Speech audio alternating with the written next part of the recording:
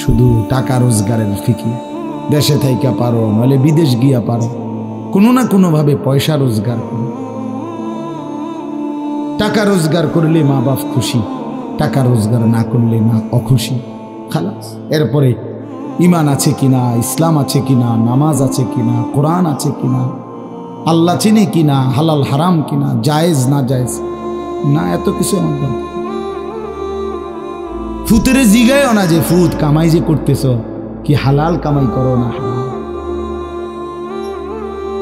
না, এত কিছুর দরকার কি? টাকা দিতেছে, খাইতেছে, ঘুমাইতেছে, বিল্ডিং করতে আসে, জমি কিনতে আসে, আপেল মালটা খাইতেছে। এক ছেলে আমারে নিজে বলছে, আমি সবার ব্যাপারে বলি না, এক ছেলে আমারে নিজে বলছে, হুজুর আমি একটা দেশের নাম বলছে, যেই দেশে আমার কর্মটা ছিল, চলে আসছে ওই দেশ থেকে। আমার বলছে, হুজুর আমার কর্মটা হলো এই, মদের বার, মদের হোটেলে নারী পুরুষ উলঙ্গ জিনাবে বিচার করে, আমার দায়িত্ব শুধু পাশে দাঁড়িয়ে মদের বোতল নিয়ে দাঁড়ায় থাকা, যতবার তারা চায় অতবার তাদেরকে মদ গ্লাসে ঢেলে দেওয়া, তাদের হাতে তুলে দেওয়া। এর বিনিময়ে আমার মাসে বেতন 2 লাখ টাকা।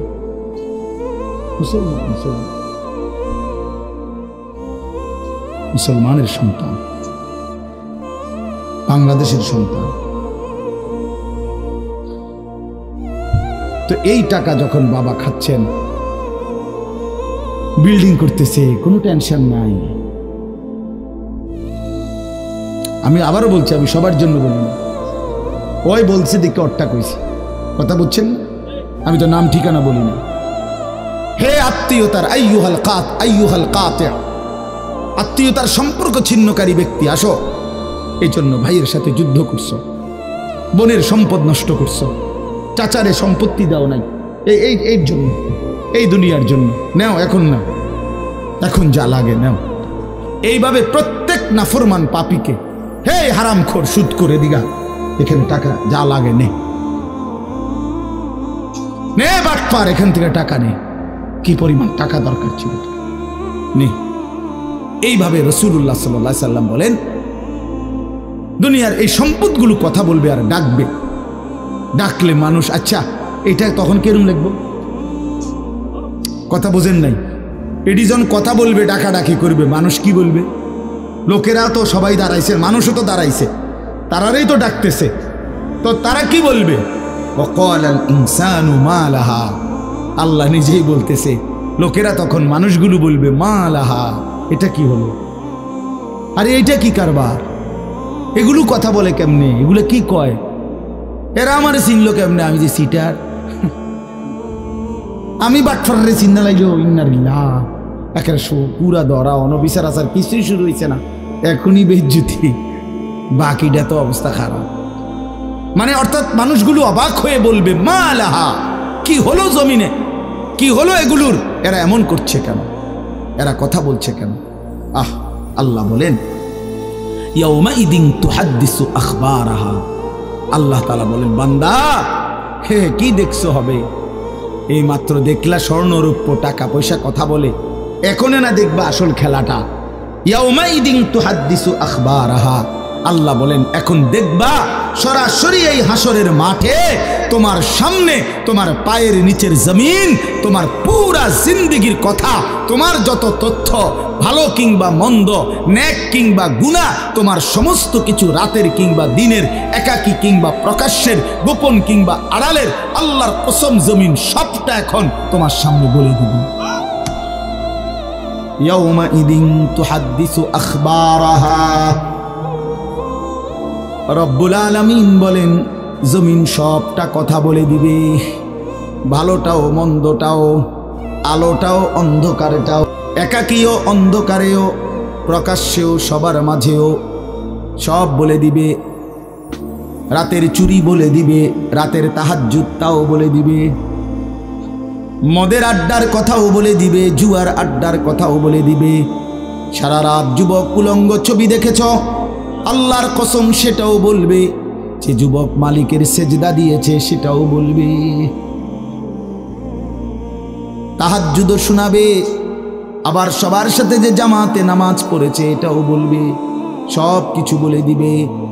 আল্লাহ বলেন, যদি মানুষ ভাবতে চাও জমিন কিভাবে কথা বলে, স্বর্ণরৌপ্য কিভাবে কথা বলে, আল্লাহ বলেন বিআন্না রাব্বাকা আওহা লাহা, আল্লাহ তাআলা আদেশ করেছেন বলেই কথা বলে।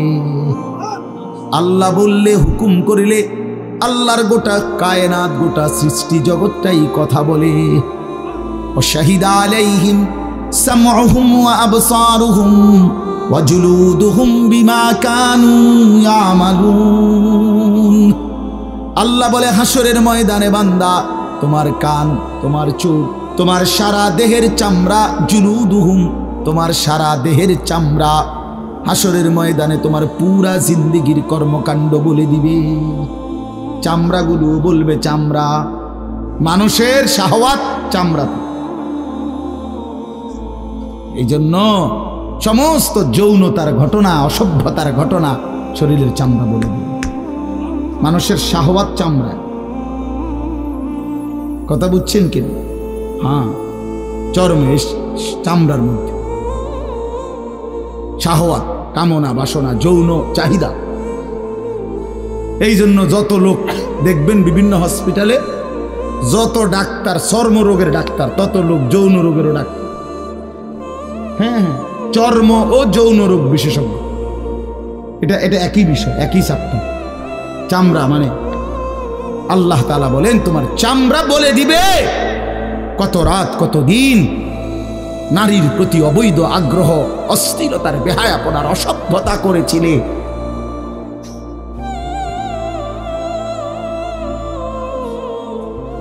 হায় হায়। এজন্য নওজোয়ান ছেলে, তোমরা সবাই ভাই কষ্ট করে বসো, যে যে পাশে দাঁড়িয়ে আছো আল্লাহর ওয়াস্তে বসো, কষ্ট হলেও বসো ভাই, বসে শুনলে বরকত হবে। মোবাইলটা হাতের যাদের, এটা বন্ধ করে দাও। হাতে ধরা যেই মোবাইলগুলো, এগুলো বন্ধ করে দাও ভাই, এগুলো নামায়ে ফেলো। আমাদের চেহারার দিকে তাকাইয়া আল্লাহর কথা মনোযোগ দিয়ে শুনলে লাভ হলো।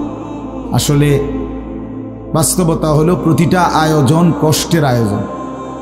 এক একটা মাহফিলের মধ্যে অনেক মেহনত করতে হয়। 2 টাকা, 10 টাকা, 20 টাকা, 50 টাকা একত্র করেই এরপর একটা মাহফিল। এক মুঠে কেউ টাকা দেয় না, অনেক জনের কাছ থেকে বারবার গিয়ে কষ্ট করে নিয়ে সবাই মিলে মিশে একটা মাহফিল। প্যান্ডেল, মাইক, পোস্টার, হ্যান্ডবিল, বক্তা, দাওয়াত দেওয়া, ঠিকমতো আসা, মেহমানদারি, আপ্যায়ন, সব মিলাইয়া অনেক কিছু, অনেক কাজ থাকে, অনেক পেরেশান। আমার মাদ্রাসায় আগামী 14ই ডিসেম্বর মাহফিল।